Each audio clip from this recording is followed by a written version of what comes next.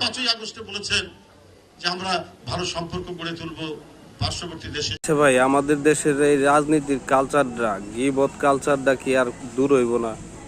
হ্যাঁ, কে আপনি কি করবেন ক্ষমতায় আসার পরে, বা আপনার পরিকল্পনা কি, আপনার দলের কমিটমেন্ট গুলা কি, এইগুলা তুলে ধরেন। আপনার ভালো দিকটা আপনি তুলে ধরেন, আরেক দল কি করলো না করলো এই গিবত নিয়ে ঘুরে বেড়ান কি লিগে আপনারা?